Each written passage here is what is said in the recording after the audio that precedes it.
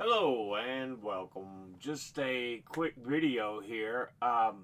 Apparently, I was looking through my feed on the news when I just woke up because my sleep's been all screwy. But yeah, said Marjorie Taylor Greene says she'll be resigning come January.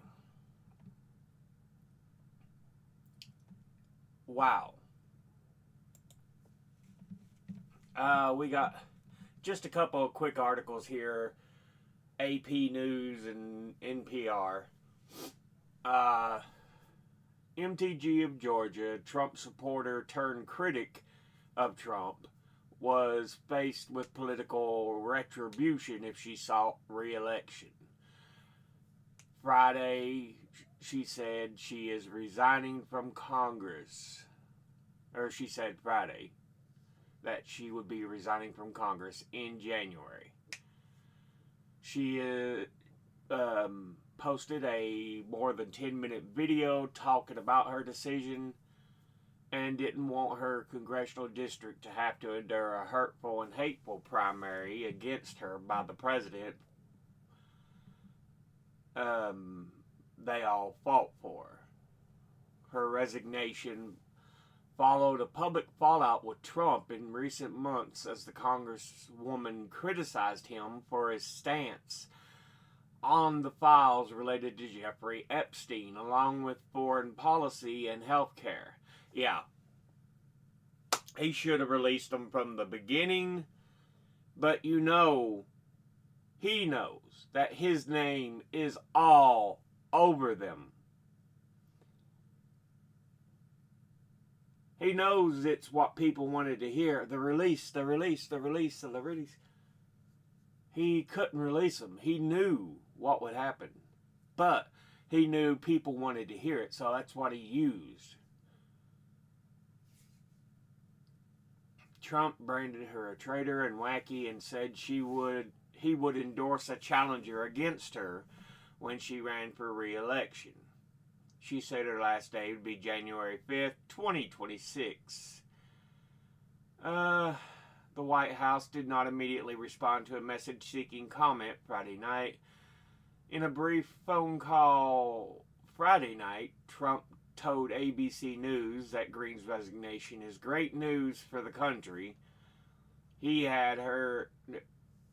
said, had no plans to speak with Greene, but wishes her well. Now he wishes her well. After he called her all these vile things. And look, got no love for Marjorie Taylor Greene. She did a lot of vile things, said a lot of vile things herself. But on this one thing, the Epstein files, she was like, look, it's got to come out.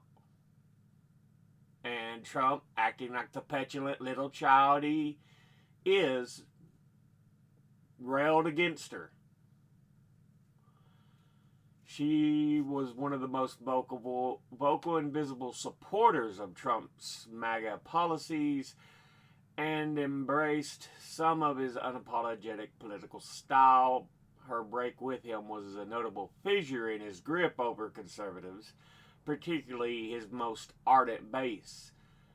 But her decision to step down in the face of opposition put her on the same track as many of the more moderate establishment Republicans before her who went crosswise with Trump. The congresswoman who recorded the video announcing her resignation while sitting in her living room wearing a cross necklace and with a Christmas tree and a peace lily plant behind her said, "My life is filled with happiness and my true convictions remain unchanged because my self-worth is not defined by man but instead by God." So yeah, it's just another fissure, another, as it says, a crack in the MAGA movement. People have grown so wearisome of Trump's behavior, of his sycophant's behavior. of his enablers' behavior.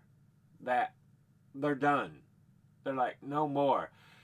And we were seeing this in the 2025 election with so many overwhelming counter elections, even in deep red areas. That, yeah. Don't get me wrong, there's still some areas that are strongly for Trump because they're stupid and they don't feel immediately everything he's done. But, yeah. Greene has been closely tied to the president. After her video, she underscored her longtime loyalty to Trump, except on a few issues, and said it was unfair and wrong he attacked her.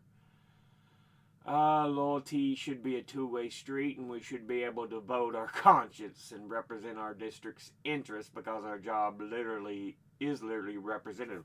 Yes, it is, but with Trump, he's always been self-serving. You should know this.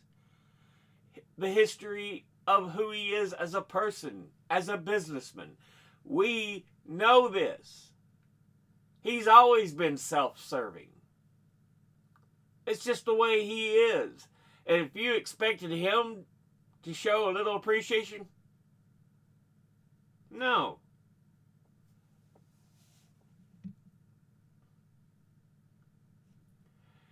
Greene swept to office at the forefront of Trump's MAGA movement and quickly became a lightning rod on Capitol Hill for her often beyond mainstream news.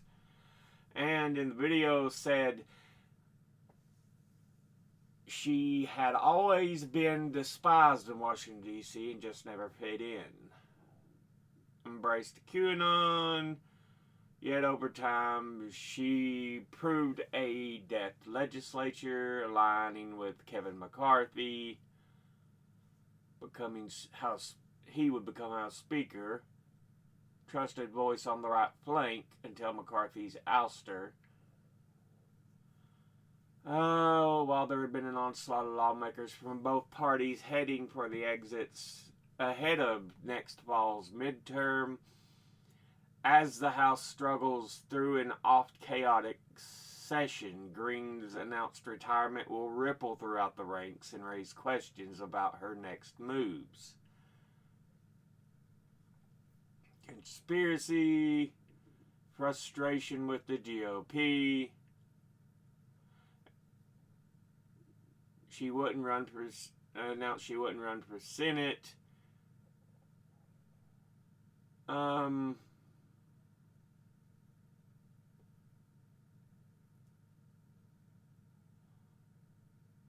While attacking GOP donors and consultants who feared she couldn't win. She announced she wouldn't run for governor either. It's clear she had been thinking about it, but yeah.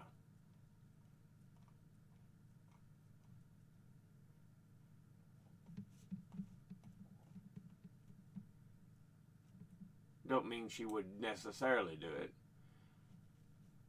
But then, like I said, NPR.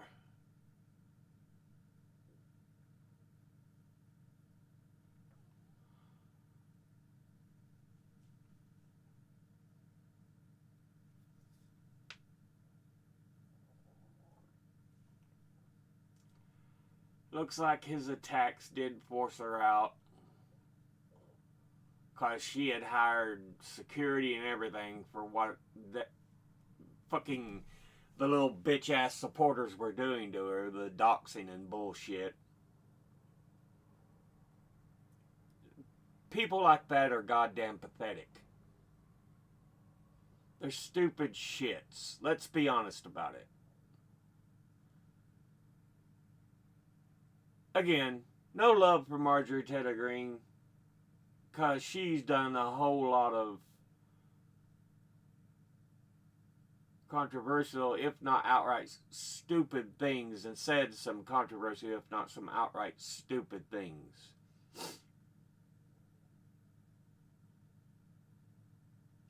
But, yeah, you don't do this shit. You don't do this shit to people. And fuckers who did the doxing and shit, yeah, they need to go to jail. They really do. But, with that, we'll go ahead and end this episode here.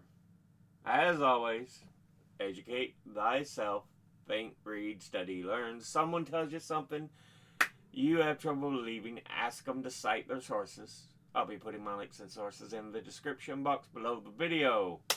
Thank you all for watching. I'll see you all in the next one. Until then, later.